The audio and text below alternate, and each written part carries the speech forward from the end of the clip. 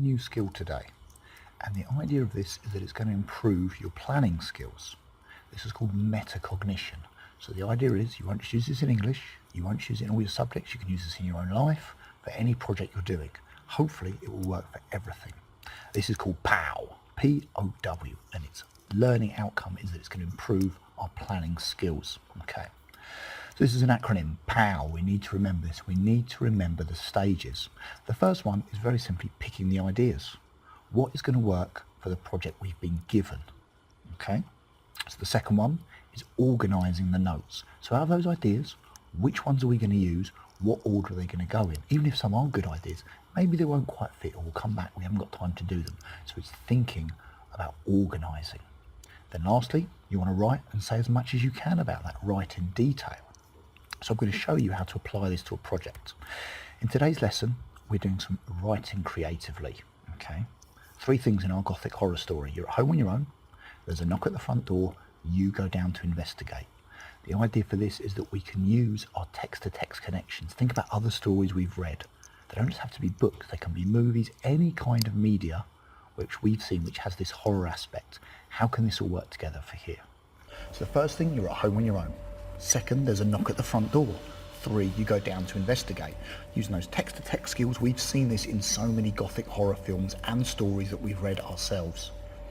So we want to take those, build on those conventions and what other people have used. So we're home alone. Let's start planning. Straight away, let's think about the other stories. That pathetic fallacy. Let's talk about the weather. What kind of evening is it going to be? I'm going to have it raining and windy. My house, I live on a hill now, and I can really hear the wind whip around it. Think about those onomatopoeias, those words we can use to describe. Not, it was a windy night. Think, what is your house like? What's your room like? That's going to be unique to you. Think about colours. Think about even the layout of the room. How might the wind be affecting it? Is the wind rattling? Most people have got double glazing. It doesn't really happen as much. But maybe there's a tree outside and the tree claws at the window whenever the wind blows. What are you doing at this moment? Are you relaxing on your bed? Are you playing computer games? You can elaborate this. Are you sitting there quietly reading? Maybe you've been watching a scary film, so you're already in that frame of mind. Maybe you've watched a film where you hear a knock at the door. I love that idea. Scary film, and in the film, there's a knock at the door. And you say, don't go down and answer it. Only an idiot would do that. That dramatic irony we talked about before, where you know what's going to happen, but the characters inside don't. So then when there's a knock at your door, are you going to go down and investigate? Already, there's a lot of detail we can add in there. So let's start writing. As I write, you're going to have to forgive my handwriting because it is terrible. But I wanted to show you it as writing instead of typing it because I think it's more natural. So I said I wanted to start straight away with the weather. So we're not going to say, we could say it was a windy night. It was a dark and stormy night, that classic.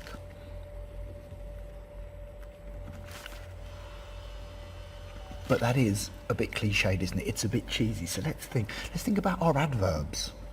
And again, I don't want this to be a tick list of, include an adverb, include a simile, include a metaphor. We want this to happen organically.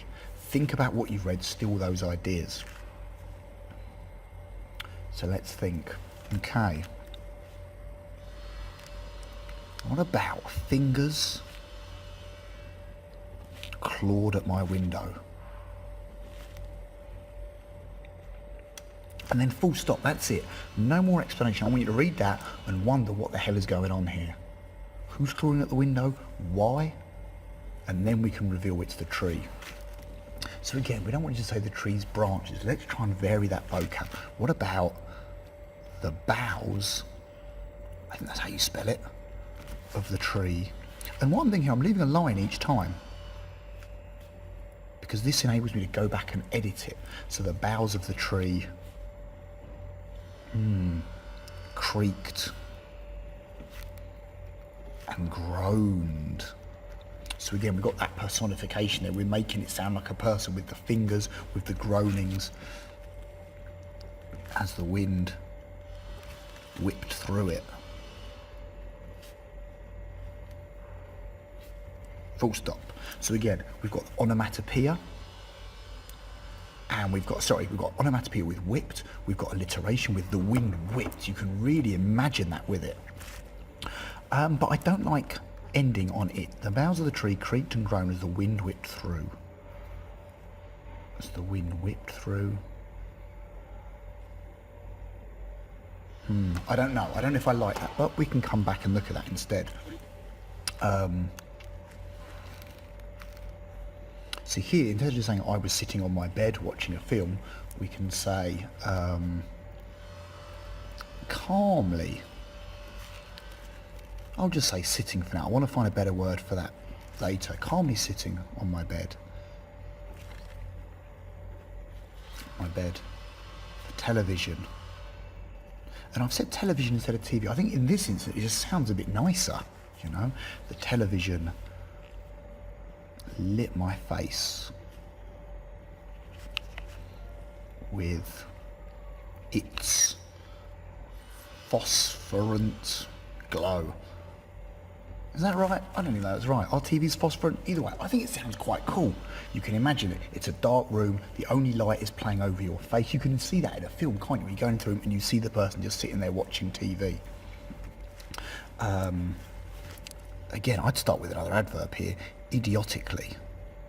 Idiotically, I don't know if I've spelled that right. Check that later.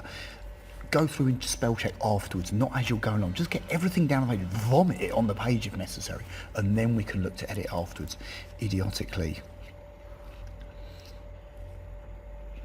The hero descended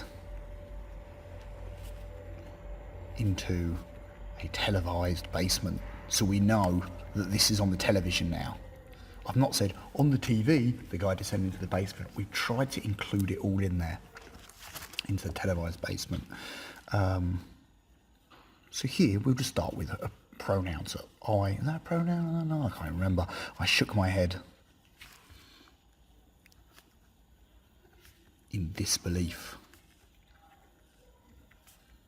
at his stupidity. Oh, stupidity, I'll spell that wrong. But again, you go back and fix that. I shook my head at his stupidity. I would expand that into a slightly longer sentence now to give more of a description and involve the reader and get you more invested. Otherwise, it's too stop-start. Let's leave that back. So fingers clawed around. I think that's a nice start. The boughs of the tree creaked and groaned as the wind whipped through. I still don't like that. I don't know how to fix it. Calmly sitting on my bed, the television lit my face with its phosphorant glow. Idiotically, the hero descended into...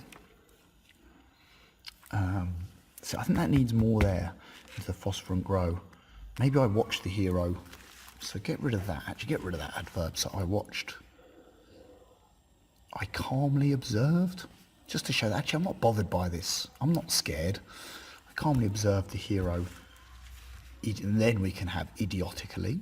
I don't know if I spelled that right. I'm going to someone else can double check. Into a televised basement. I shook my head in disbelief at his stupidity. I think that flows a little bit nicer now. And that's what you want to be thinking. Here, you're watching me, reading about me, watching someone else. We can start building that tension. See what you think.